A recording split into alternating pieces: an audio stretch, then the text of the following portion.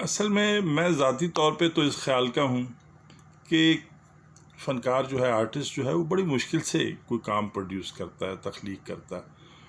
تو اب اس پہ تنقیدی پہلو تو ہوتے ہیں مختلف ریشوں سے، لیکن ہمیں کوشش کرنی چاہیے کہ اس کے تعریفی پہلوؤں پر زیادہ بات کریں. اور اس سے دیکھیے، خود آرٹسٹ بھی اس سے سیکھتا ہے تعریفی پہلو سامنے آنے سے، اور دوسرے بھی سیکھتے ہیں کہ اچھا یہ تعریفی پہلو ہیں تو ان سے یہ ایلیمنٹ سیکھے جا سکتے ہیں.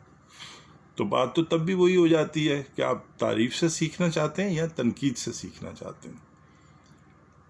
لیکن اب اگر تعریف بغیر کسی ذاتی مفاد کے کی جائے تو وہ بھی بری تو نہیں ہے نا. لیکن میں اس پہ بہرحال بڑی تنقید اور الزام سنتا ہوں کہ جی آپ تو بس اچھا ہی اچھا سب کہہ دیتے ہیں.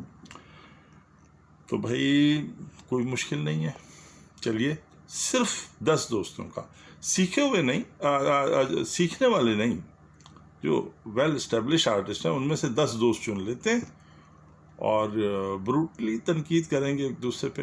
سب سے پہلے خود ایک دوسرے کو سامنے پیش کریں گے کہ بھائی کھل کے تنقید کرنی ہے. ہم نے ویسے یہ تجربہ کیا تھا، کامیاب نہیں ہوا.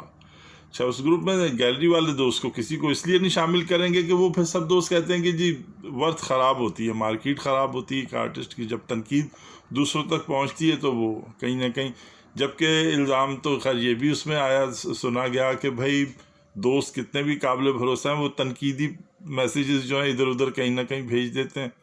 تو یہ سب چیزیں تو ہم نے صحیح ہوئی ہیں، سب کچھ کر کے دیکھ چکے ہیں.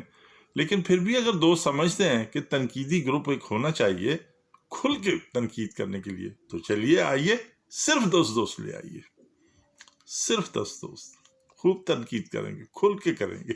چلیے.